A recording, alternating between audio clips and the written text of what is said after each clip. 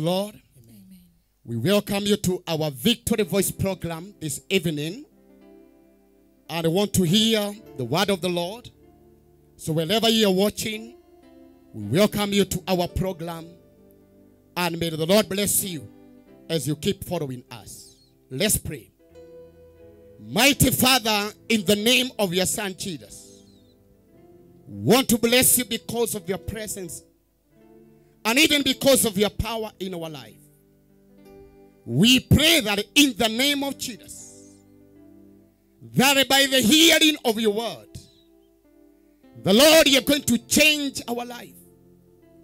That by the hearing of your word, you're going to change our perspective of how we see things, so that you're going to see things from your own ways, oh God. We pray that you be together with us. And I ask that you may bless each and every viewer, and that you meet with each and every person's need, for the glory and honor of the name of the Father, and of the Son, and of the Holy Spirit. Somebody say amen. Amen. Want to start and want to welcome our praise and worship that are going to give us a one worship before we hear the word of God this evening. Welcome in Jesus' name. Worship you, Jesus. We glorify your holy name, Shaddai. Tunaliabudu jina lako uweza yote. Kando nawe hakuna Mungu mwingine nyuma yetu. Tunalibariki jina lako. Kando na wewe hapana mwingine. Wewe peke yako wewe peke yako wastahili. Kando na wewe hapana mwingine. Wewe peke yako wastahili. Kando na wewe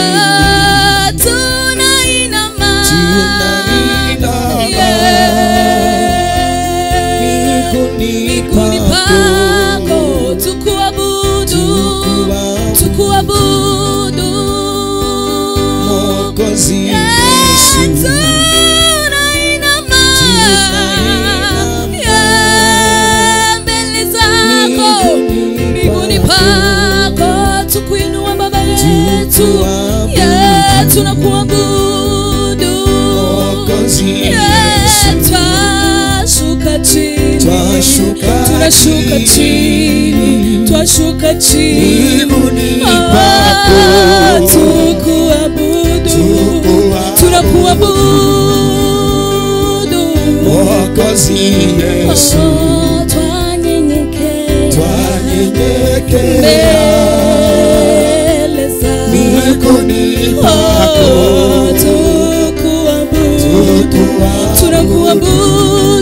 tunakuabudu, Mwokozi Yesu, twanyenyekea mbinguni pako, tukuabudu,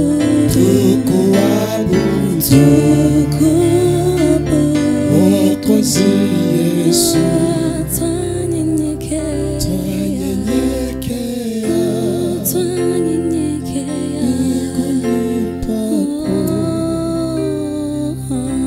Yes, Lord.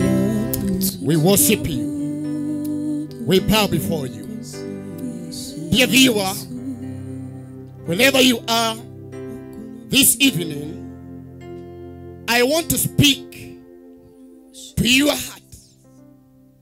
And I believe that the message that the Lord has given me is a message for this season.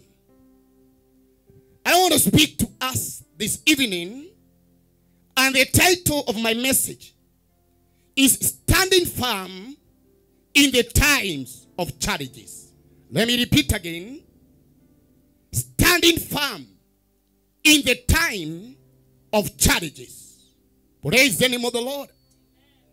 You know, from the Old Testament to the New Testament, a Christian life is a life that is full of warfare and challenges. Praise the name of the Lord. And sometimes we suffer rejections. Sometimes we suffer lack. Sometimes we suffer persecutions, both from believers and from unbelievers. And at a time, we also suffer temptations from the enemy of our faith, who is the devil. Praise the name of the Lord. I want to tell us, even this evening, that if you are going at a challenge, or you are experiencing a temptation in your life, that you are not the first one, and you are not the last one. And it is not that the Lord is not with you. It is part of our Christian walk. You know, when I read my Bible, Jesus prepared his disciples. The Bible says before his departure, John chapter number 16, if you read from verse number 1 through to verse number 4, the Bible says, these things I have spoken to you, that you should not be made to stumble. They will put you out of synagogue. Yes, the time is coming that whosoever kill you will think that he offers God service. And this thing they will do to you because they have not known the Father nor me. But this thing I have told you, that when the time comes, you may remember that I told you of them. Praise the name of the Lord. You know, these are the ones from the very mouth of our Lord and Savior. Jesus spent 3 years with his disciples. But when his time to depart came, he prepared them in a way that they should expect that in their life they will experience hardship, they will experience suffering, and they will experience pain. Praise the name of the Lord.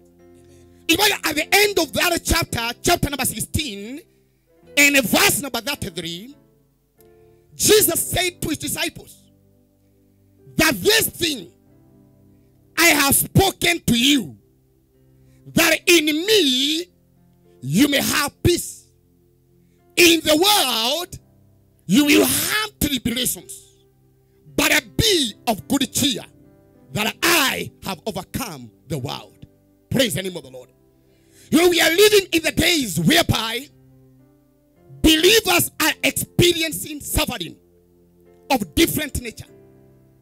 And from human perspective, you may think that the Lord has deserted you. But come on, I want to encourage you, my brother. I want to tell you that God expects you to stand firm even in the time of challenges. Praise the name of the Lord. You know, after Jesus departed, he left the disciples. And the disciples experienced persecutions, experienced suffering. And that's why Apostle Peter, in the book of 1 Peter, chapter number 5, verse number 8 through to 9, we see Apostle Peter encouraging the believers who were undergoing persecution under the hands of a Roman empire by name Nero, who persecuted the church until the believers feared. Some learned from their families. Some learned to hide where they think they are safe. But Apostle Peter spoke to the believers who were scattered in different places.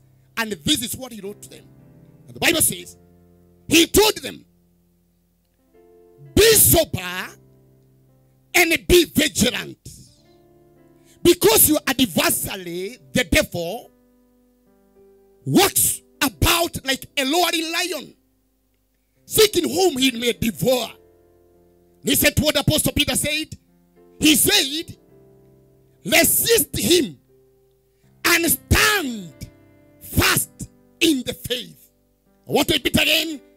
He said to them, stand firm in the faith, knowing that the same suffering are experienced by your brothers in the world. Praise the name of the Lord. I want to speak to you and let you know this. That even the disciples, the early church, they underwent challenges.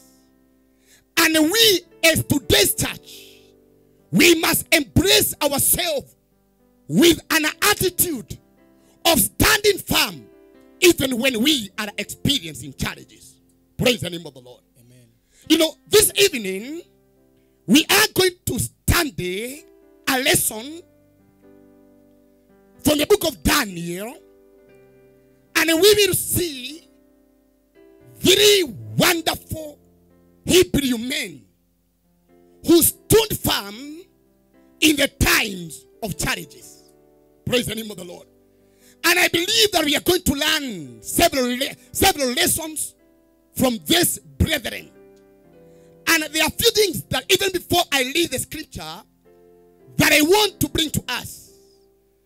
That this 3 Hebrew men, Shadrach, Meshach, and Abednego, they were among the Hebrew men that King Nebuchadnezzar of Babylon had taken captivity when he came to Judah and when he destroyed Jerusalem. Praise the name of the Lord. And the Bible says that the king desired that he should have some of the Jews to come and serve even in the palace. Praise the name of the Lord. And the Bible tells me that these wonderful men and women, they got favor before the Lord. And they were put in the palace. Praise the name of the Lord. But let me say this. Even though they experienced favor from Nebuchadnezzar, the system of Babylon or Babylonian system were against the godly system. Praise the name of the Lord. Amen. And that is what is happening in our life today. Hallelujah. Amen. That we are living in the world, and though we have some favors and we are in this world, we are from another kingdom. And the system of our Father, the system of our kingdom, there are things that it does not even allow. Praise the name of the Lord. And what we realize is that by then, Nebuchadnezzar, the Bible says, he built an image of gold. Hallelujah. And he commanded that every subject in his kingdom should worship the image that he created. Praise the name of the Lord. He also said that each and every person in his kingdom should worship the gods of Babylon. Let's read. The Bible says, in the book of Daniel. I know you are there. Daniel chapter number 3. We read from verse number 13 to verse 17. New King James Version says, then Nebuchadnezzar, in rage and fury, gave the command to bring Shadrach, Meshach, and Abednego. So they brought these men before the king. Nebuchadnezzar spoke, saying to them, is it true, Shadrach, Meshach, and Abednego, that you do not serve my God, or worship the gold image which I have set up? Now, if you are ready at the time you hear the sound of horn, flute, harp, lyre, psaltery, in symphony, with all kinds of music, and you follow down and worship the image which I have made, good. But if you do not worship, you shall be cast immediately into the midst of the burning furnace. And who is the God who will deliver you from my hand? Shadrach, Meshach, and Abednego. They answered and said to the king, O Nebuchadnezzar, we have no need to answer you in this matter. If that is the case, our God, whom we serve, is able to deliver us from the burning fiery furnace, and he will deliver us from your hand, O king. But if not, let it be known to you, O king, that we do not serve your gods, nor will we worship the good image which you have set up. Praise the name of the Lord. I see they want us to learn a lesson from this scripture. I want us to learn how we can be able to stand firm in the midst of challenges. Praise the name of the Lord. From our study from the book of Daniel, the Bible says that these 3 Hebrew men, they found themselves in a very challenging situation. It was a situation of life and death. Praise the name of the Lord. They were either to compromise and then suffer, or rather they stand firm and expect God to deliver them, or they die. Praise the name of the Lord.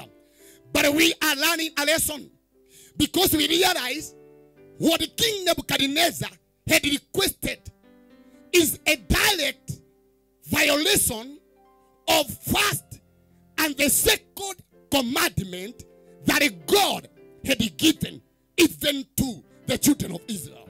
Praise the name of the Lord. When you read your Bible in the book of Exodus chapter number 20, when you read verse number 3 and 4, the Bible says that God had given instruction to the children of Israel through Moses. He had said to them, number 1, you shall have no other God apart from me. Praise the name of the Lord. And the second command, it was almost like the same. He said, you shall never have an image. Hallelujah.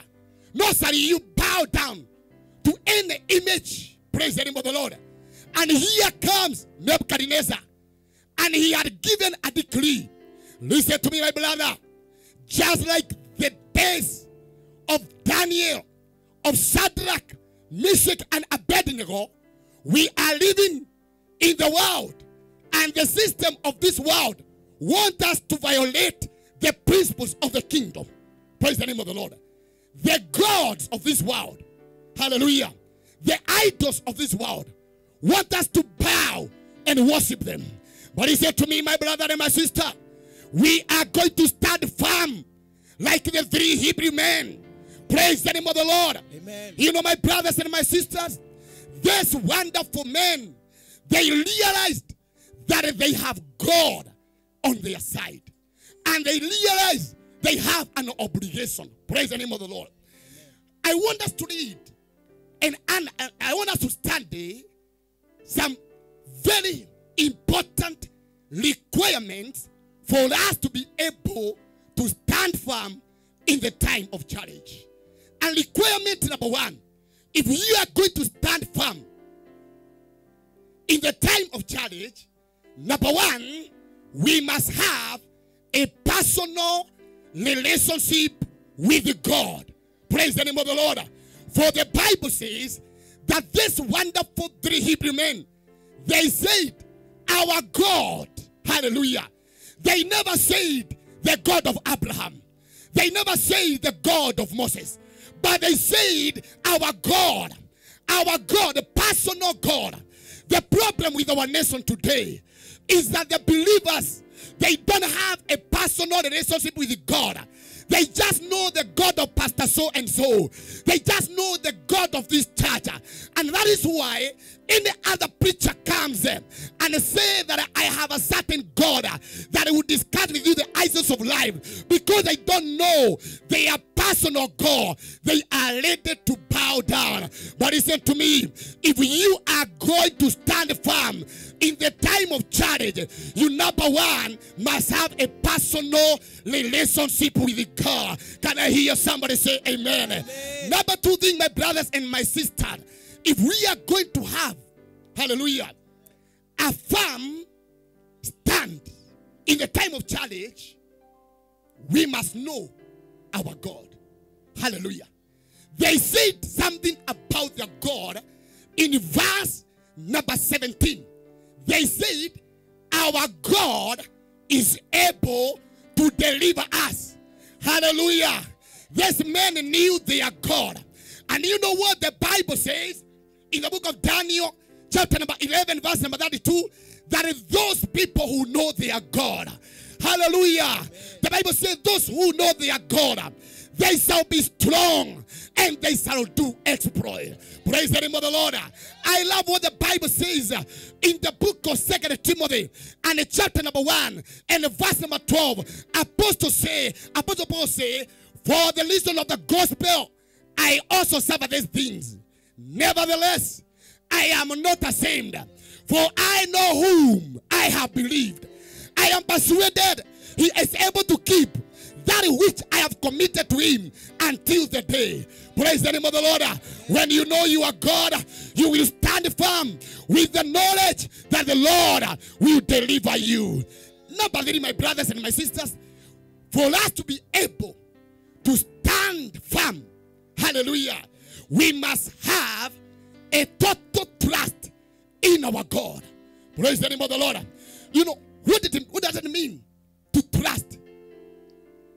To trust means to completely, hallelujah, completely rely on. Blessed be the name of Jesus. To trust means having confidence in. Hallelujah. And this wonderful men, they said, our God is able to deliver us. And they said, I want you to know this. Even if you do not, he will not. Hallelujah. We are not going to bow down. Listen to me, my brother. The Bible says in the book of Proverbs, chapter number 3 and verse number 5 to 6, that those who trust in the Lord, hallelujah, that we trust in the Lord with all our heart and we lean not on our own understanding. Jeremiah 17, verse number 7 and 8, the Bible says that blessed is the man whose trust is in the Lord. And the Bible says, and whose hope is in the Lord. Hallelujah. And the verse continued to say, and he will not fear when heat comes. That means when the challenges come, those people who know their God, who have trust in their God, they shall not fear. Finally, point number 4, listen to me, for the sake of time. We must be ready to risk our life for what we believe. Praise the name of the Lord. Amen. I tell you, my brother, it is a high time that you take a risk because of your God. When you take a risk because of your God, there are some benefit. Praise the name of the Lord. Amen. I want to spell 3 benefits as I conclude. The benefit of standing firm in the Lord. Hallelujah. Number 1, when we stand firm, we give God an opportunity to fight our battles. Praise the name of the Lord. Amen. And this is what the Bible says when you read Daniel chapter number 3 and verse number 25. The Bible says, and the Bible says that King Nebuchadnezzar said, look, I see 4 men, hallelujah, walking in the midst of the fire, and they are not hurt.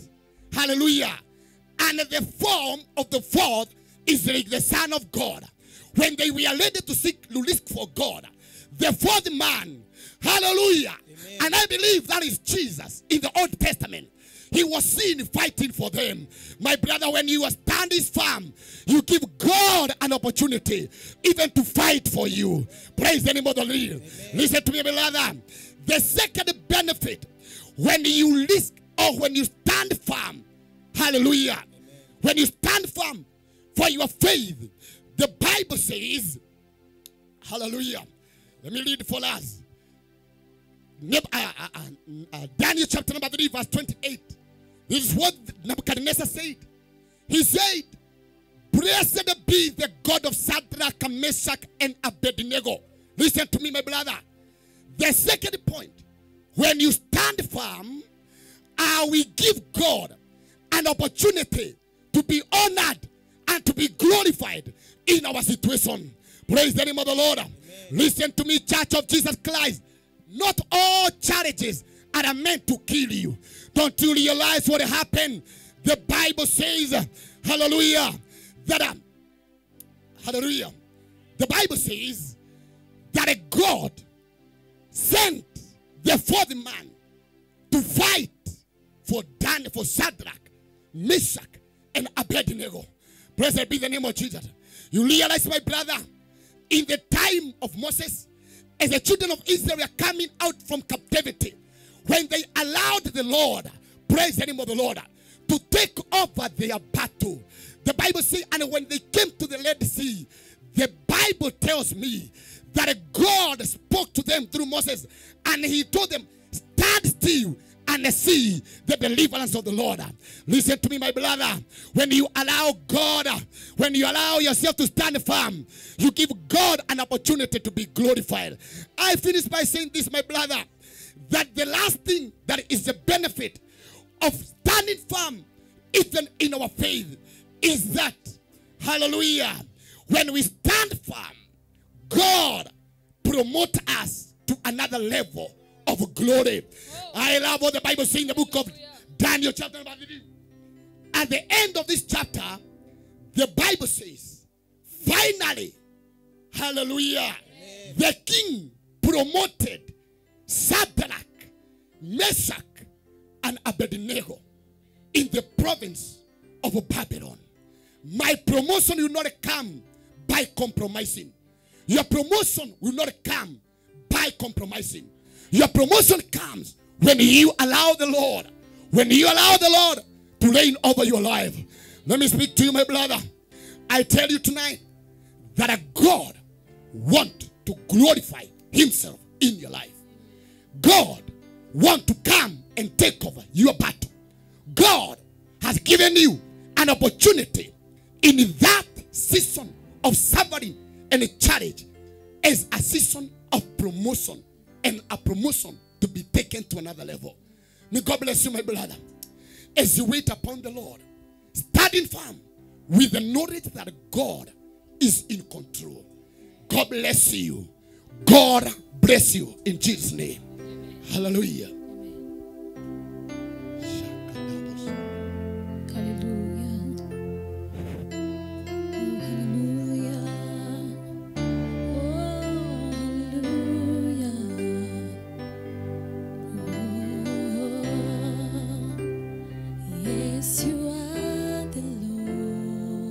You are the Lord.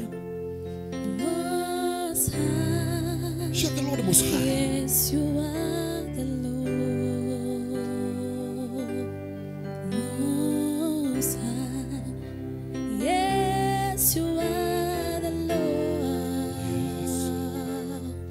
Most High. Yes, Lord, you are the Most High. Yes, you are the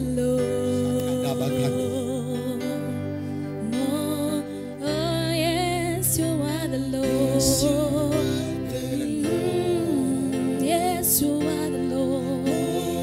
Oh, yes, you are the Lord. Oh, yes, you are. Oh, yes, you are. Sing it, somebody. Oh, yes, you are the Lord.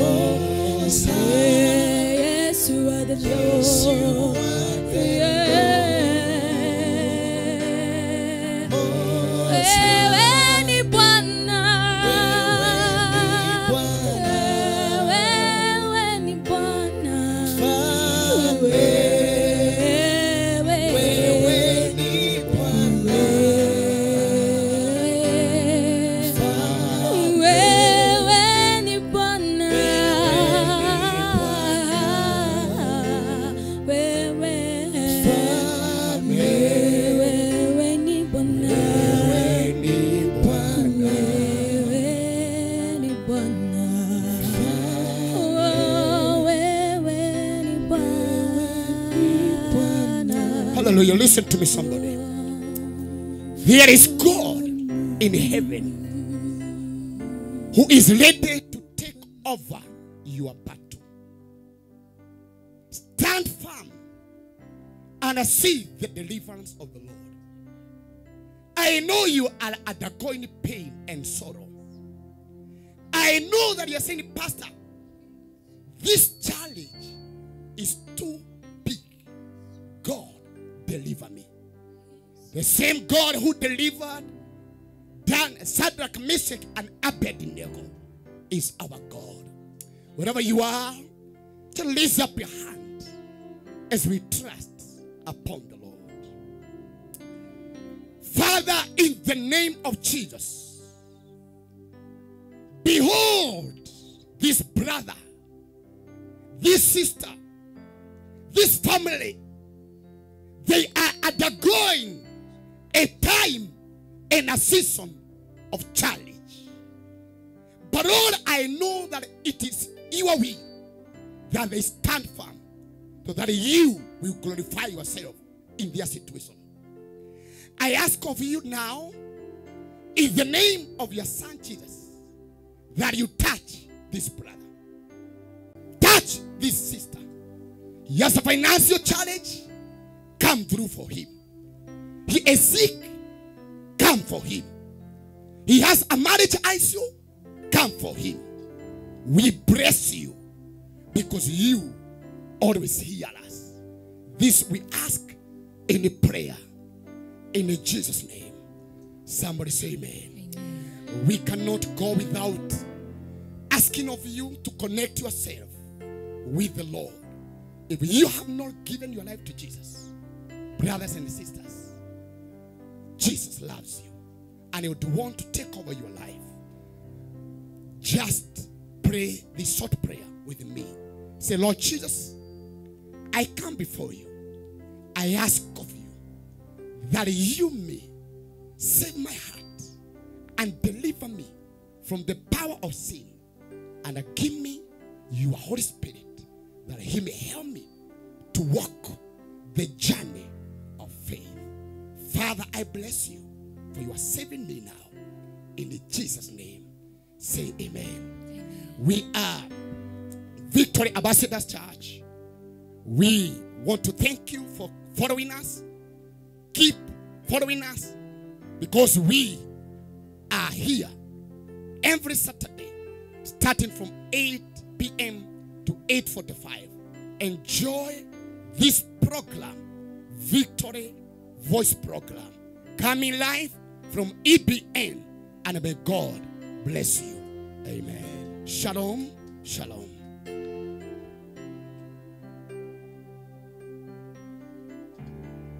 Hallelujah. Jesus, we bless you.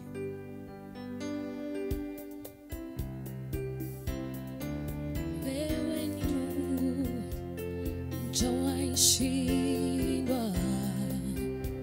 Wewe ni Bwana, mfalme.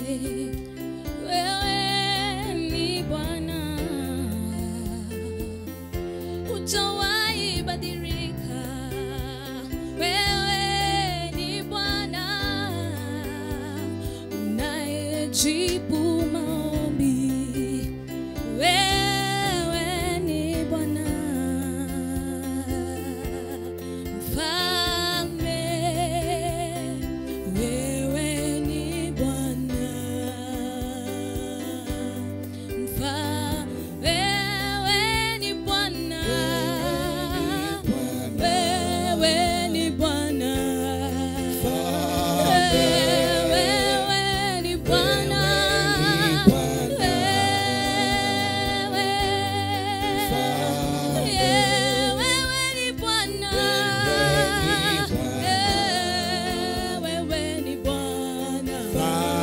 hujawahi badilika. Oh, unayetujali. Wewe ni Bwana. Wewe ni Bwana. Wewe ni Bwana. Wewe ni Bwana. Wewe ni Bwana. Wewe ni Bwana. Oh, wewe ni Bwana.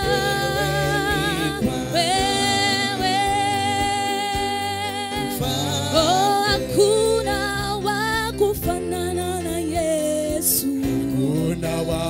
Hallelujah. Hakuna wa kufanana na Yesu. Oh, akibariki abariki kabisa. Hakuna wa kufanana na Yesu. Hakuna wa kufanana na Yesu.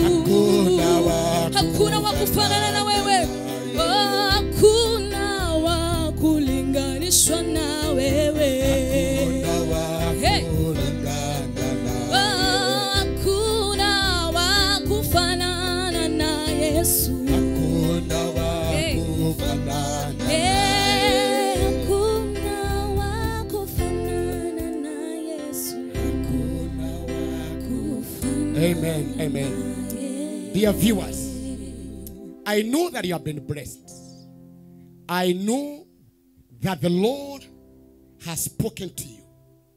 We want to keep on coming, speaking to you wherever you are at the comfort of your family. I ask you that you keep on supporting us. There is an M-Pesa number there that is meant to help you, to support us, and keep us in this program. May God bless you. We love you. Jesus loves you. Amen.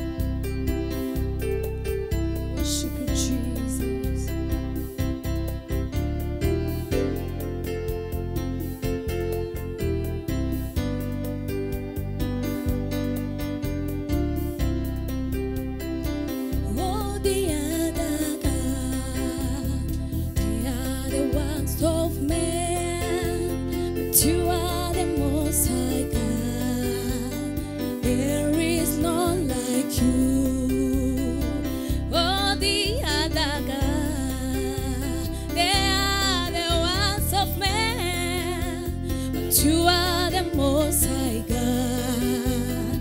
There is none like all the other gods. All the other gods. You are the Most High God. All the other gods. All the other gods.